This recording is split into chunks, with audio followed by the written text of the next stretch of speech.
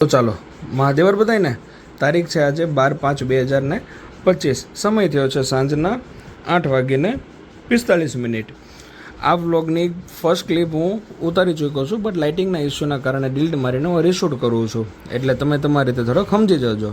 મારી સુઝુકી ઇન્ટ્રોડરનું આગળના જમ્પરનું left સાઈડનું oil seal તૂટી ગયેલું, ત્યાંથી ઓઇલ લીક થતું હતું. આ ઇસ્યુ મારે ઘણા ટાઈમથી હતો જ, તે રિપેર કરવાનો ટાઈમ નહોતો મળતો. એટલે આજે 7:30 જ્યારે ઓફિસમાંથી મેં રજા લીધી ત્યારે મેં કાકાને કોલ કરેલો, ગેરેજવાળા કાકાને, અને મારી વાતચીત થઈ ગયેલી બધી એમની સાથે. એટલે મારે ખાલી ત્યાં બાઇક ડ્રોપ કરવા માટે જવાનું હતું. હવે હું ડ્રોપ કરવા ગયો ને એનું મેં કોઈ ક્લિપ નથી લીધી, કેમ કે ટ્રાફિક એટલું હતું 7:30, એટલે તમને બી ખબર છે ઓફિસ છૂટવાનો ટાઈમ હોય, એટલે મેં કંઈ શૂટ નથી કર્યું. બટ ગેરેજ પહોંચીને મેં શૂટ કર્યું છે, તો ત્યાંથી તમે વ્લોગ કન્ટિન્યુ જોવો. આ છે આપણી રાણી, અને આને છે ને જો અહીંયા યુ કેન સી ઓઇલ. આ થોડોક ઇસ્યુ આવ્યો છે, એ માટે આપણે ગેરેજમાં લઈને આવ્યા છીએ, અને અત્યારે તેમ કહે છે કે ભાઈ મૂકવી પડશે. બાકી એમાં એક ઇસ્યુ છે કે આનું મીટર બંધ છે, સ્પીડોમીટર, એ ચાલુ કરાવી નાખશો, અને બાકી જનરલ સર્વિસમાં ઓઇલ ચેન ને એ બધું જોઈ લઈએ. અત્યારે હાલ તો એક આ જમ્પરનો ઇસ્યુ છે એ સોલ્વ કરવાનો છે, અને બીજું ઓઇલ ચેક કરવાનું છે કે ઓઇલ કેટલું છે એ ચેક કરી લેશે. ચલો ને કાકા, શક્તિમાં અત્યારે આપું છું. હવે અહીંયાથી ઘરે જવાનો જુગાડ કરીએ, ટાઈમ જોઈ લો. હવે થયું છે કંઈ કેવું કે હું આજે વોલેટ લીધા વગરનો ઓફિસે ગયો હતો, ઓફિસેથી સીધો અહીંયા આવવાનું નક્કી કર્યું, ગેરેજે ગાડી મૂકવા આવવાનું નક્કી કર્યું. એવો કે પ્લાન નહોતો સર્વિસમાં નાખવાનો ગાડીને, પણ હવે અહીંયાથી ઘરે જવું ટાસ્ક છે, કેમ કે મેં આજ લગીને કીધું ઓટો લીધી નથી. આ જો કે ગેરેજવાળા કાકે મને પૈસા આપ્યા છે, રૂપિયા આપ્યા છે, એટલે એ થઈ જશે. હવે હાલતો હું પહેલાં રિક્ષા હોતું આપું તમને અપડેટ.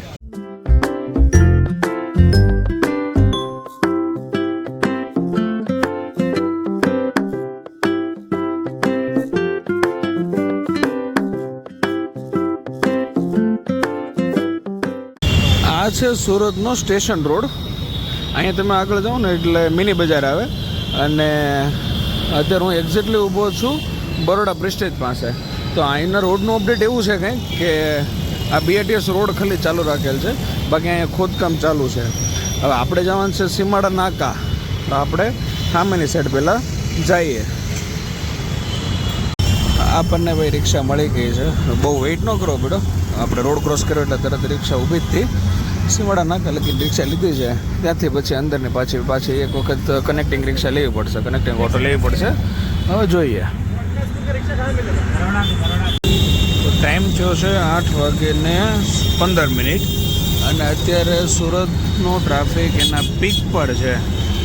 હવે અત્યારે બધાને ઓફિસેથી છૂટવાનો ટાઈમ થયો છે, એટલે આ ટ્રાફિક હોવી બી સ્વાભાવિક છે. હજી આપણે તો દૂર જવાનું છે. આના પછી સ્ટોપ આવશે બંબા ગેટ, એની પછી આપણે આવશે ચોપાટી, પછી નાનાવાડા છે, અને પછી સીમાડા નાકા. અત્યારે હાલ આપણે કાપોદ્રા સર્કલ ઉપર છીએ. અત્યારે તમે જોઈ શકો છો ટ્રાફિક. ટાઈમ થયો છે 8:28, અને આપણે પહોંચી ગયા છીએ સીમાડા નાકા. એઝ યુઝ્યુઅલ અહીંયા ટ્રાફિક મળવાની છે, કેમ કે મોટા 4 રસ્તા છે. આપણે હવે રોડ ક્રોસ કરીને અંદર જવાનું છે સીમાડા ગામ બાજુ. ત્યાં આપણે કનેક્ટિંગ ઓટો લેશો, કાં તો પછી 1.2 કિલોમીટરનો રસ્તો છે. એવું લાગે તો આપણે ચાલતા જઈએ. જો શું કરવું એ આપો અપડેટ.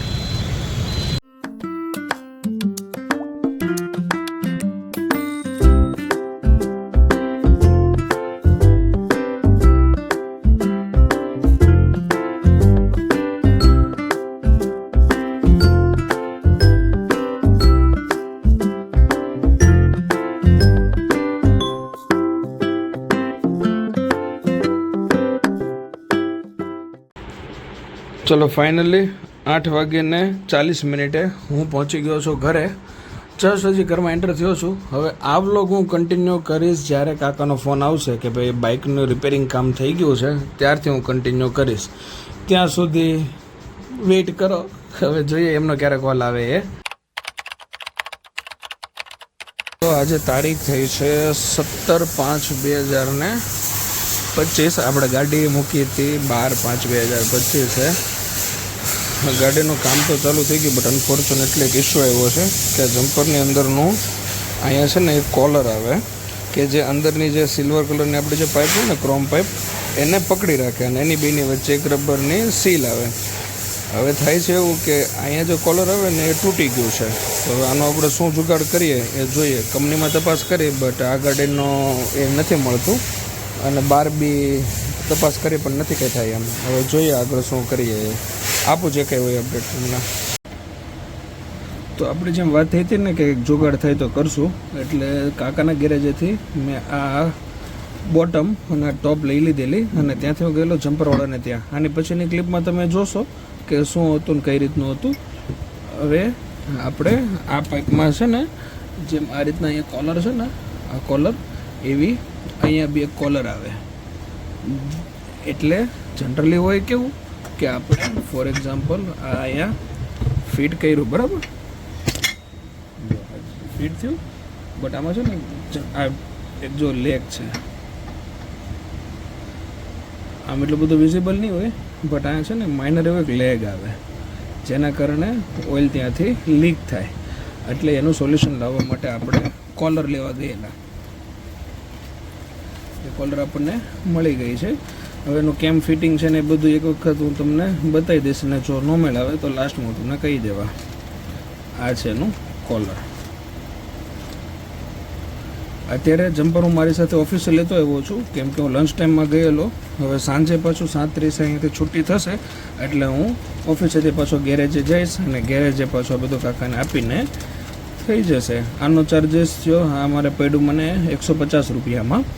બાકી એના ઓઇલ સીલ છે, આની અંદરનું ઓઇલ છે, લોક છે, એનો શું ચાર્જિસ છે ને લેબર શું લેશે એ આપણે પછી ડિસ્કસ કરશું. મારો ઓલ ઓવર કેટલો ખર્ચો આવ્યો ને તો તમારી સાથે પછી ડિસ્કસ કરીશ. તો આગળ આપણે કન્ટિન્યુ કરીએ.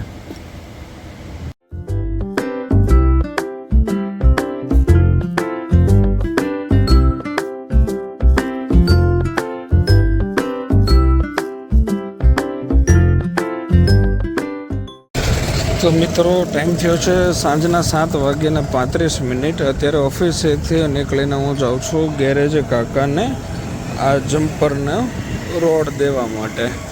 હવે હું જાજુ શૂટ નહીં કરી શકું બિકોઝ ટ્રાફિક અને પોલીસ, એટલે જે કહેશે એ અપડેટ આપીશ તમને.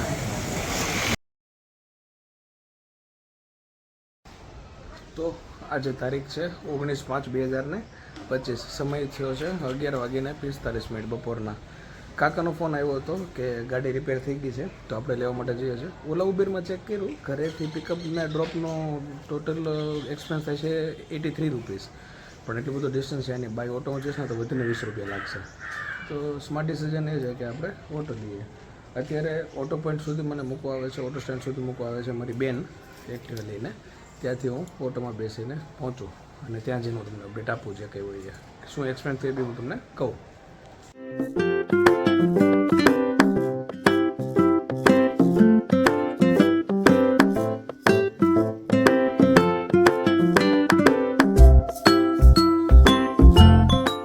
દીદીએ ડ્રોપ કર્યો છે આપણને સીમાડા નાકા. હવે અહીંયા છે આપણું રિક્ષા સ્ટેન્ડ, ઓટો સ્ટેન્ડ.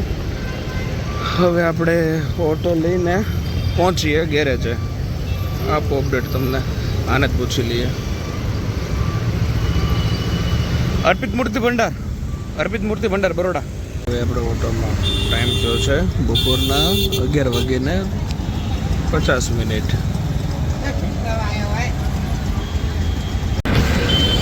એટલે આ ગધેડાએ તો મને યાર ડ્રોપ પોઈન્ટથી બહુ દૂર ઉતાર્યો છે. હવે આપણે ચાલતા જવું પડશે. મને ઉતાર્યો છું અહીંયા બરોડા બ્રિજ સ્ટેશન. આપણે જવાનું છે આગળ. એટલું બધું બી દૂર નથી બટ સ્ટીલ આ તડકામાં ચાલવું તો કરીને ભાઈ. ટાઈમ થયો છે 12:15. કાંઈ નહીં, ચાલો એન્જોય કરીએ. બીજું તો હું હાલો પહોંચી ગયા. અને અપડેટ કંઈક એવું છે કે આપણે તે દિવસે કીધું તેમ જમ્પર ઓકે થઈ ગયું છે. અનફોર્ચ્યુનેટલી આ મીટર હજી ચાલુ નથી થયું, એ ચાલુ થઈ જશે. કાકે કીધું કે એનો સેન્સરનું મંગાવી લઈશ. બાકી આને છે ને અહીંયાથી કંઈક અવાજ આવતો હતો. અહીંયા કશેકથી અવાજ આવતો હતો. કાકા એ બી ઓકે કરી નાખ્યું છે. હવે શું કર્યું એ કે મારે પૂછવું નથી, એના કામમાં એક્સપર્ટ છે, જે કરશે ઓકે જ કરશે. ત્યાં પહેલાં એક આ કામ બાકી હતું, ઓઇલ ચેક કરવાનું બાકી હતું. ચાલો જી ચલો, ગાડી થઈ ગઈ છે ઓકે, અને આપણે હવે લઈને જઈએ છીએ પહેલાં તો પેટ્રોલ પુરાવવા માટે. પેટ્રોલ અત્યારે આમાં કંઈ છે નહીં, એટલે પહેલાં પેટ્રોલ પુરાવીને ઘરે પહોંચું અને પછી આપણે બ્લોગનો એન્ડ કરીએ. હું તમને એક્સપેન્સ ને એ બધું કહી દઉં, એટલે એ ક્લિપ આપણે શૂટ થઈ જાય પછી હું બ્લોગનો એન્ડ કરું. ચાલો તો આપું તમને અપડેટ. તો જી ઘરે પહોંચી ગયા, એટલે સમય થયો છે 1:05. ટોટલ ખર્ચાની વાત કરીએ તો જમ્પરના થયા છે કંઈક 450 રૂપિયા, પાછળ ચેનમાં કંઈક અવાજ આવતો હતો એટલે એના પેડના થયા છે કંઈક 50 રૂપિયા. બાકી મેં ડિસ્ક બ્રેકનું માસ્ટર સિલિન્ડર નખાવેલું, રિયર બ્રેકનું, તો એના કંઈક 850 રૂપિયા થયા હતા. એટલે ટોટલ મારે ખર્ચો આવ્યો છે 1500 રૂપિયા. હા, 150 રૂપિયા પહેલાંના આપણે જે કોલર નખાવેલો ને, જમ્પરનો કોલર, એના.